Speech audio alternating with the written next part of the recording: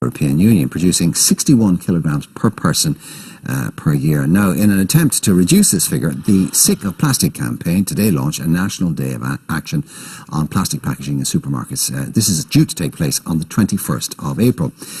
They are going to ask shoppers to take the excess plastic packaging off their shopping in an attempt to decrease our levels of waste nationally. And joining us to tell us more now is the national coordinator of the campaign, Marrion Briggs. Good morning, Marrion. Good morning. You're very welcome. Now, as you saw there, just in our own little Ireland A.M. family, you got a bit of a debate going, which could have got increasingly more heated if we'd had a bit more time. What is it that you're trying to do? Well, the first thing that we're trying to do is send a clear message to supermarkets and to people that are producing packaging that we really don't want it anymore. We need to decrease the packaging that's coming into our homes. We shouldn't be the ones that have to deal with the excess plastic packaging, all of these single-use plastics that simply just end up in the bin, that are not recyclable, and that ultimately end up in our oceans or in our wildernesses. They need to be handled by the people that are producing them.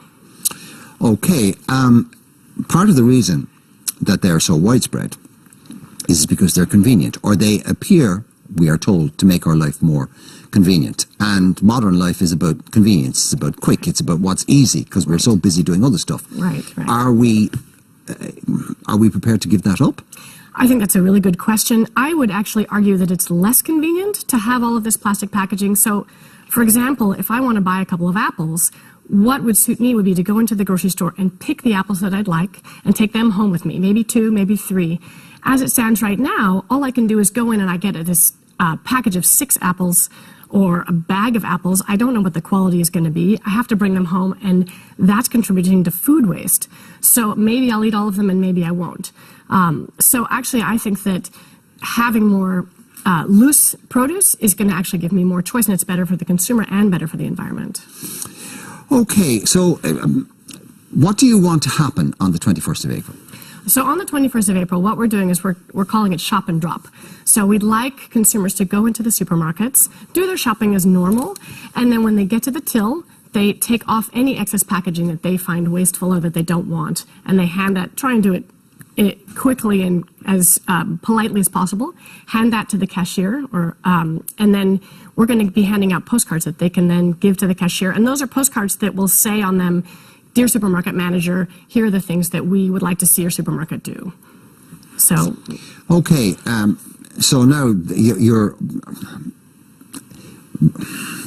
you're going to recruit, albeit unwillingly, hundreds, possibly thousands of cashiers and checkout operators all over the country on this day as unwilling participants in this campaign. And by virtue of the fact that the customer's always right, they're going to have to be polite, and they're going to have to go, yes, thank you very much. In the meantime, there's a mountain of plastic right beside them, which is probably going to get in the way of them doing their job.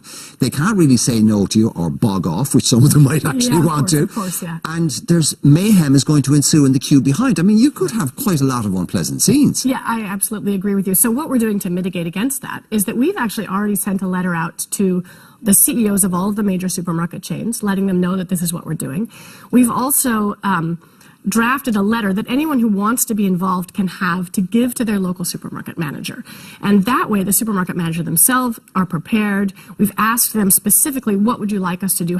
We don't want to litter, right? So how would you like us to handle this excess packaging? Where would you like us to put it? Would you like to put extra bins out on the day? So really, we feel that the supermarket managers are our allies. How many, if any, have responded? Oh, interestingly that you asked that. We've already gotten responses back from supermarket managers saying, we're sick of plastic as well. We actually are delighted that you're doing this because it gives us a way to go to our suppliers and say, these are our consumers and they're absolutely fed up with plastic. These are the people on the front line, the managers in the shops. Correct, these are the local managers. How many responses have you got from corporate HQ? So far, nothing. We've just sent it out. No, there's a surprise. Yeah, right. So we'll see what they say. Okay, I suppose ultimately, and Aidan made a very good point when he was saying, look, we buy these and maybe they are supposedly for our convenience. In a lot of cases, they're for the convenience of the people who are selling them to us because it's easier for them to stack and move, and et cetera, et cetera. But if there's a byproduct as a result of them making profit by selling these goods to us, how come we have to pay for it? Why does the customer always have to pay? Right, well, that's the question that we're asking, right? I mean, why should we have to pay for all this plastic? Why should we have to pay for throwing it in the bin. It would be much better if they could deal with the plastic in the supply chain higher up so that we don't already have to deal with it in our homes and in our own lives. So for instance, Iceland, the grocery store in England, has already said that they're going to go entirely plastic-free in their own brands, which is fantastic. And just, I think it was about a week ago, maybe more, a little bit more, both Lidl and Aldi said that their own brands are going to be entirely plastic-free within the next sort of 5 years. So that's a fantastic step forward. What we want is to see even another step, which is you now need to speak to your suppliers and have them change their packaging, make something that is recyclable, make something that is compostable, so that we can start to solve the problem that is affecting our entire planet. Right. People will say, look, actually, it is a very good idea. We know that, you know, that they've gone to the depths of the darkest regions of our oceans and they've found plastics and fish there. Yeah. We now know that we've got plastic as part of our diet, whether we realise it or not. What the long-term effects of that are, nobody knows as yet, but it's not likely to be good. So, you know, from an ideological point of view, this is a good thing. Yeah. People are going to want to know, though, do you have another agenda? Who do you represent? Are you just a concerned citizen, or are you part of some other movement? Is there a political? I mean, are you anti-multiples? Are you? No. So this is being this is the Sick of Plastic campaign, and it's being supported by Friends of the Earth and Voice. So those are who are behind it. And the Sick of Plastic campaign, as an umbrella, is trying to deal with plastic in all kinds of different areas. So in the deposit return scheme or the waste reduction bill, those kinds of things. That's our agenda, is to try and do what the public has asked us to do. So Friends of the Earth went out and surveyed their members and said, what is your most pressing environmental issue? And everybody came back and said plastic. Well, as you know, money talks in the end, and people's pockets are what matters. The reason we've ended up here is because it is convenient. It's cheap.